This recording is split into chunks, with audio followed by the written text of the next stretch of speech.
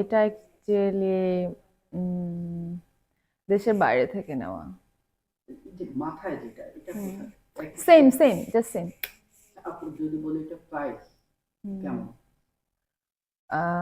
প্রাইসটা অত বেশি না, অত কমও না, আছে কিছু একটা। এটা তো আচ্ছা, বাইরের দেশে। কারেক্ট। আমি বলি এটাই বলুন যে জিনিসটা সুন্দর হবে না। আপনি জাস্ট একটা প্রশ্ন করবো, একসাথে উত্তর। যে হুম। আপু, কানে আপনি যে বিষয়টা পড়েছেন, যদি এটা কোথা থেকে কিনে এনেছেন? কিছু হলেই তো কিছু বলে মানুষ, তাই না?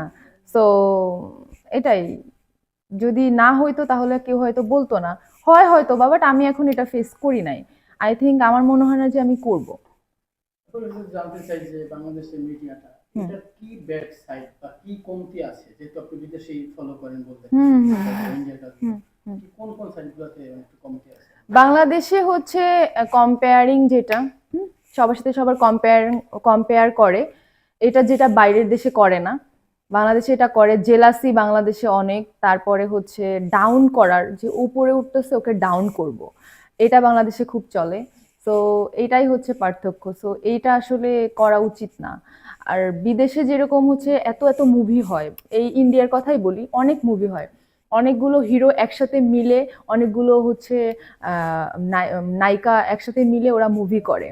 বাট বাংলাদেশে হচ্ছে এরকম হয় না। মানে বাংলাদেশে ওকে নিলে তো ও ওর সাথে কাজ করবে না, ও ওর সাথে কাজ করবে না, এরকম কম্পেয়ার করা হয় অ্যাকচুয়ালি। দ্যাটস ওয়াই আমার মনে হয় যে বাংলাদেশে একটু সবাই মিলে কাজ করার এইটা আসলে দরকার।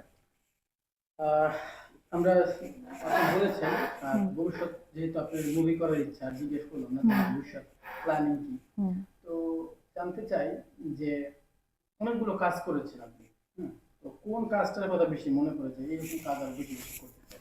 এরকম কোনো স্মরণীয় কাজ আছে? হ্যাঁ, আমি photoshoot, international show, so international show করার আমার খুব ইচ্ছা। অ্যান্ড আমার কাছে প্রপোজালও এসেছে। কোনো একটা কাজের ব্যস্ততায় আমি ওটাকে ডিসনাই করেছি, আমি যেতে পারিনি। সো এরপরে আমার শো করার ইচ্ছা আছে। আমার মানে আমি সাকিব খানের সাথে শো করতে চাই। তো যদি হয় অনেক বেশি খুশি হব। একটা কুসংস্কার বলবো নাকি কি বলবো আমরা জানি না, আমাদের মিডিয়াতে হুম সুপারস্টার শাকিব খান যে হুম বাংলাদেশ মিডিয়ার টপ, হুম হুম যদিও তার পার্সোনাল ব্যক্তিগত লাইফ আছে, হুম অনেকেই বলে যে শাকিব খানের সাথে কাজ করতে চায় না। হুম আপনি যদি শাকিব খানের সাথে কোনো কাজের অফার আসে, হুম। করবেন কিনা? ডেফিনেটলি করব, বাট আমি তো অত সবকিছু নিয়ে থিঙ্ক করার কোনো কিছু নাই। হি অ্যাজ আ বাংলাদেশের সব থেকে top superstar, right? So definitely সবাই তার সাথে কাজ করতে চায়। এখন যারা বলে যে আমি কাজ করব না, তারা হয়তো বা তাদেরকে হয়তো বা রিজেক্ট করেছে, ডিসনাই হয়েছে, এজন্য তারা হয়তো বা তাদের যোগ্যতা নাই হয়তো বা ওই পর্যন্ত যাওয়ার, এটা তারা থিঙ্ক করে। দ্যাটস ওয়াই বলেছে যে আমি আসলে করতে চাই না এটা। যদি আপনার সাথে পরিমণির সাথে, সরি বুবলির সাথে, বুবলির সাথে যেটা হয়েছে আপনার সাথে যদি সেটা হয়? অ্যাকচুয়ালি সবার সাথে তো আর কেন হবে। আর আমি পার্সোনালি আমি ওই রকমের না, ওই টাইপের না। সো অপু বিশ্বাস হচ্ছে ওনার বিয়ে করা ওয়াইফ, হ্যাঁ। সো অপু বিশ্বাসের সাথে বুবলির কম্পেয়ার আমি পছন্দ করি না। অপু বিশ্বাসের জায়গা অপু বিশ্বাসের, বুবলির জায়গা বুবলির। আদার্স যে হিরোইন আসতেছে কাজ করতেছে তাদের জায়গা তাদের।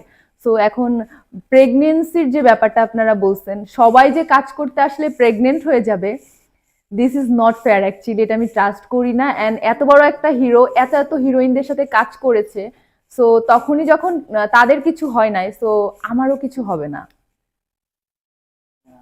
আর কি করবেন, আরো তো আছে অনেক প্রশ্ন আছে। ছোটবেলায় কি ইচ্ছা ছিল? মডেলিংটা যেটা করছেন, এটা ইচ্ছা ছিল ছিল কি আপনার? ছোটবেলাতে, আচ্ছা ছোটবেলাতে আমি যখন অনেক ছোট, তখন আমি হচ্ছে মানে মানে বেসিকলি বাচ্চারা পুলিশ দেখলে ভয় পেত, আমি কিন্তু পেতাম না।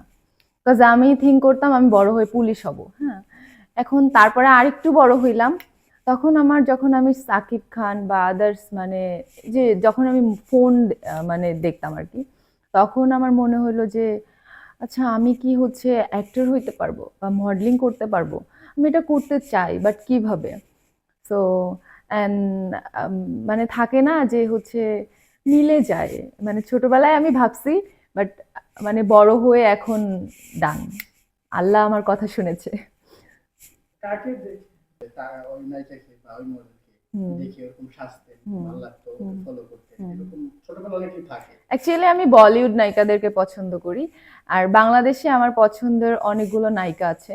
So basic